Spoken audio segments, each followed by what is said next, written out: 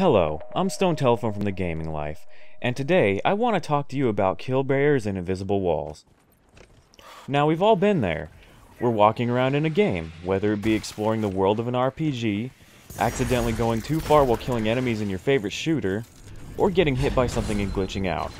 Whatever the reason, we all end up encountering one of three things. Either the air around us becomes a solid force that pushes us back into the designated play zone, a countdown timer pops up and says, "Turn back now!" Or we just straight up die. Now, it's perfectly understandable why developers would implement this.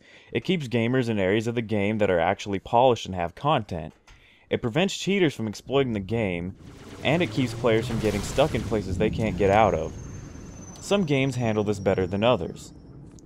The Legend of Zelda: The Wind Waker and the Mario Kart series do a relatively good job with barriers.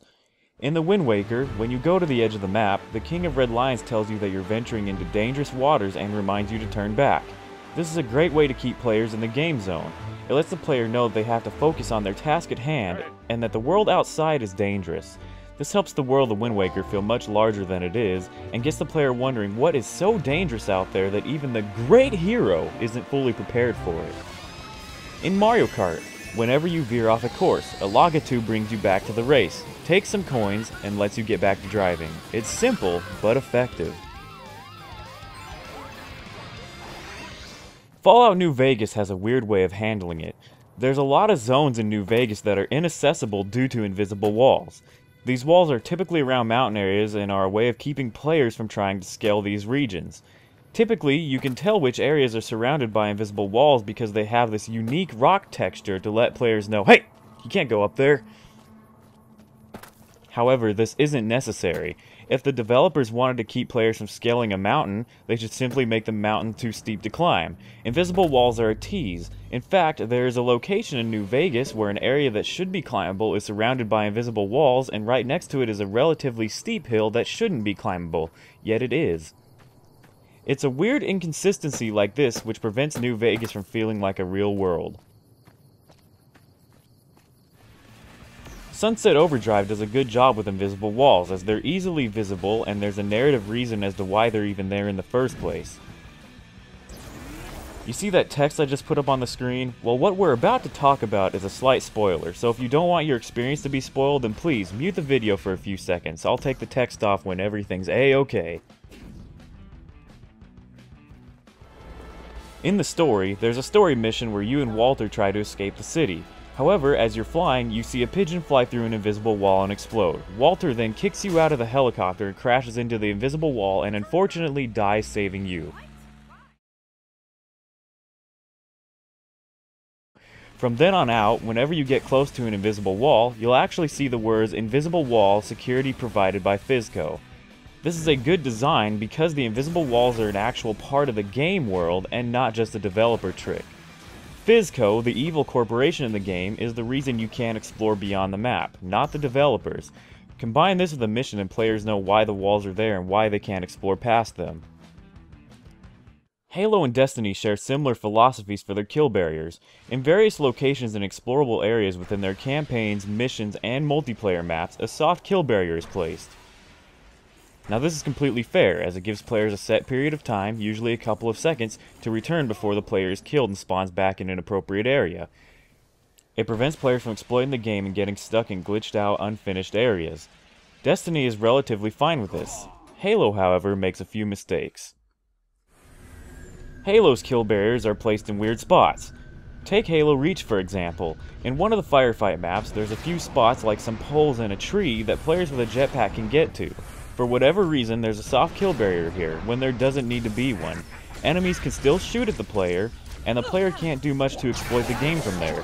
It tells the players that they need to find another spot to shoot the enemy from, which is unfair. If I want to shoot aliens on a pole or a tree, then I should be able to. If they didn't want me to shoot the enemy from a spot with a tactical advantage, then they shouldn't have even given me a jetpack in the first place. It kind of defeats the purpose of having a jetpack if I'm forced off the spots I can fly to. In Halo 4, the map Ragnarok, which is a remake of the Halo 3 map Valhalla, has a large rock that overlooks the red base. The large rock offers a significant tactical advantage that is quite unfair. Instead of making the rock incredibly difficult to get on, 343 figured the best thing to do was to place a soft kill barrier on it. Now this kill barrier isn't necessarily an issue with matchmaking, it offered a somewhat unfair tactical advantage, and it was put in place to keep things fair. However, the Halo 3 version of the map just made the rocks steep. This literally forces players off the rocks so they don't have this issue. Like in New Vegas, making certain areas steeper removes the need for this kind of kill barrier. The problem with many of Halo's kill barriers is the fact that you can't remove it in Halo's Forge mode.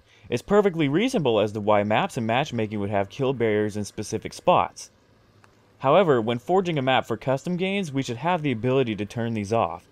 These barriers just limit our abilities to create custom maps to play with friends and share with the community. An invisible wall is enough to keep players inside the map while forging. The mandatory soft kill barrier is a little bit overkill. Now these are just some examples of ways games use walls to keep players in designated play zones. For the most part, they're not terrible ways. Sunset Overdrive and Wind Waker do a fairly good job of giving narrative reasons as to why they can't go past a certain point. Halo and Destiny's soft kill barriers are also fine, but Halo making them mandatory even in their map editor and placing them in some ridiculous spots is a little bit frustrating. Despite our criticisms of some of these games, we still enjoy them. The way they handle this aspect of their worlds just frustrates us and kinda harms our experiences. We feel as though walls and kill barriers can be handled a little bit better. For games of the future, we'd like to see more creative variations to kill barriers and invisible walls. Kill barriers and invisible walls are generally fine for matchmaking and competitive gameplay, but for more games based around exploration, they kinda break the immersion for some players.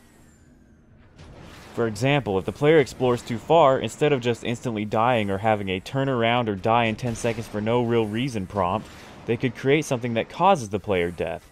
Maybe have an area surrounded by a toxic cloud or something that kills players if they venture too far. Maybe the player could get struck by lightning or killed by a meteor strike. Or how about an invincible enemy could spawn and kill the player? Obviously, these ideas would need to be tweaked in order to fit the world of the games they're actually placed in, but developers could be a bit more creative in how they keep players within the boundaries of their game. But hey, this is just our opinion. Whether you agree or disagree, share your thoughts with us.